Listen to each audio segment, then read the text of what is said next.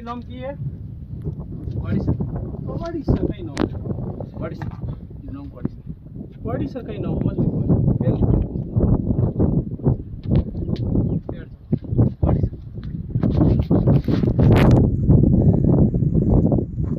तो ऋषिदास जी, आप आज यहाँ जो बैठे हैं, यहाँ कौन सा तालाब है, इसका क्या नाम है? प्रेमराज जी पालीवाल खिया के रहने वाले हैं। इन्होंने मेरे को ये बताया कि इस तालाब का नाम कंवाड़ीसर तालाब है।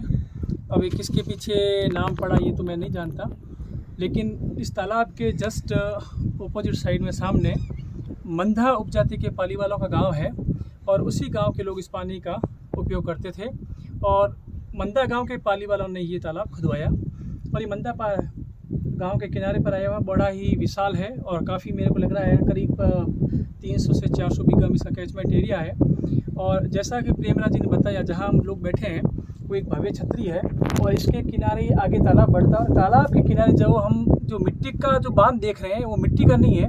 इससे आगे अपन जब तालाब की तरफ बढ़ते हैं तो प्रेमराज जी ने जैसा मेरे को बताया कि इसके अंदर करीब 10-15 फीट आगे तक पानी के अंदर भी बड़े बड़े 2 फीट की चौड़ाई के 10-10 फीट लंबे पत्थरों को जोड़कर ये पत्थरों का पक्का घाट बनाया हुआ है ताकि ज़्यादा बरसात होने पर इसका कटाव नहीं हो और गांव को सुरक्षित रखा जा सके। मतलब 200 साल पहले यहाँ के बासिंदे पालीवालों ने किस तकनीक को अपनाया, उनकी क्या दूरदृष्टि थी, ये जब हम तालाब पर आकर देखते हैं तो हमें महसूस होता है।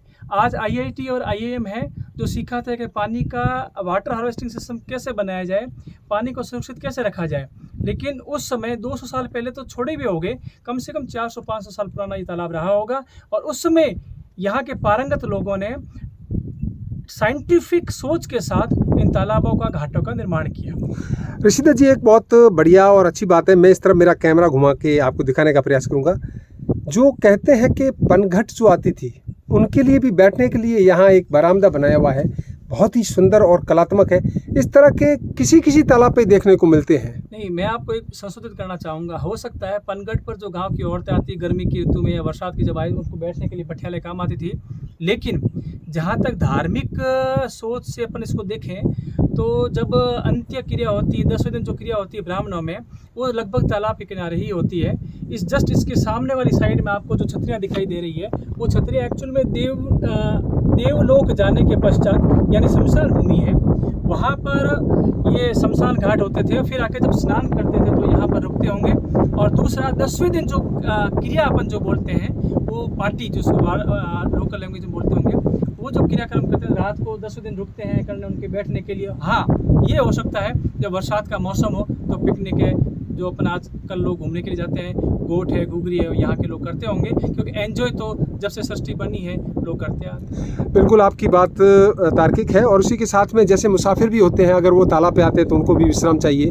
पेड़ तो यहाँ है लेकिन 2-3 है। जैसे पशुधन एक मुख्य आधार था अपनी जीवन का, तो उसमें जैसे पशु है, चरवाहे हैं, खेत वाले लोग हैं जो पानी पीने का एकमात्र स्थान ही होते थे तालाब, तो वो उनको भी आके बैठने के लिए विश्राम की जगह चाहिए होगी। तो इस प्रकार के जो पटियाले हैं वो उसी सोच के साथ बनाते होंगे ताकि उनको विश्राम की जगह मिल जाए। बिल्कुल, कहने का तात्पर्य यही है कि जो इस तालाब का निर्माण किया गया है अनेकों विषयों को देखते हुए और प्रत्येक जीव की कहते हैं कि उनकी मतलब उधर पूर्ति के लिए पानी के बगैर कुछ नहीं है।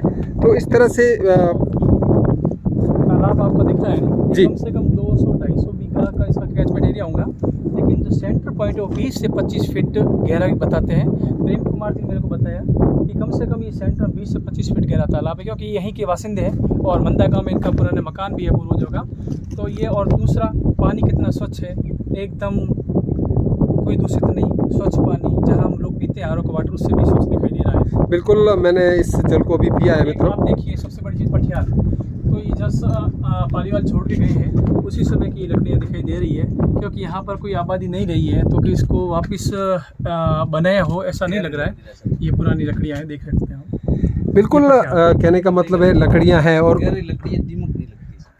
बिल्कुल कैर की लकड़ी है, इसको दीमक नहीं लगती है। उसके साथ ऋषिदास जी, इतना दूर गांव में भी कला का साफ झलकती है इस पत्थरों पर, कारीगरी आज भी इस पे। जैसे हमारे शहर में वैसे ग्रामीण क्षेत्र में भी बहुत। देखिए आप, हम लोग अभी आए हैं जैसलमेर से करीब 60 से 65 किलोमीटर दूर इस मंदा गांव में आए हैं, लेकिन आपने जो भव्य छतरियाँ देखी तालाब के किनारे, वो एक एक पत्थर अपने आप बोलता है यहाँ के लोगों की समृद्धि की, उनकी संपन्नता को बताता है कि यहाँ के लोग कितने संपन्न और समृद्ध रहे होंगे। यहाँ कोई फैक्ट्रियाँ नहीं थी उस समय, लेकिन इन्होंने एग्रीकल्चर के बल पे, वाटर कंजर्वेशन के बल पे अपने को समृद्ध बनाया, संपन्न बनाया। और इस प्रकार के मकान ही नहीं, तालाबों के किनारे भव्य छतरियाँ और इस प्रकार की पठियालें बनाई। हम अपने आप में सोच सकते हैं कि लोग डेजर्ट के नाम से डरते हैं, लेकिन इस डेजर्ट के बीच में भी पाली वालों ने एक नकली स्थान, एक हरा भरा स्थान बनाया जहां आकर आदमी को सुकून मिलता है। बिल्कुल, बहुत ही बढ़िया, अच्छी जानकारी दी। और क्या आप क्या यहाँ क्या है यहाँ पादुका है।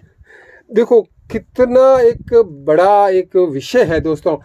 हमने तो कई बातें की थी, यहाँ बैठने का स्थान बताया था, लेकिन यहाँ पादुका है, यानी किसी महापुरुष की या किसी ऐसे देव की याद के अंदर है, और इस पे पानी चढ़ाया जाता है और पानी यहाँ से बिल्कुल उनको धुलाई की जाती है और उसके बाद यहाँ से पानी निकलता है। बहुत ही सुंदर, एक छोटा सा, हमारी यहाँ की भाषा में इसको आला कहते हैं और इसको हम कहते हैं झरोखा। हमारे यहाँ की लोकल लैंग्वेज में कई बातें होती हैं। तो दोस्तों हम आज इस तालाब पे थे, छोटे छोटे विषयों को लेते हुए हम आपको कई चीज़ें बताते रहेंगे।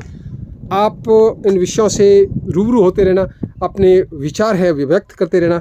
मुझे दें वॉइस ऑफ जैसलमेर को इजाज़त। जय हिंद, जय भारत।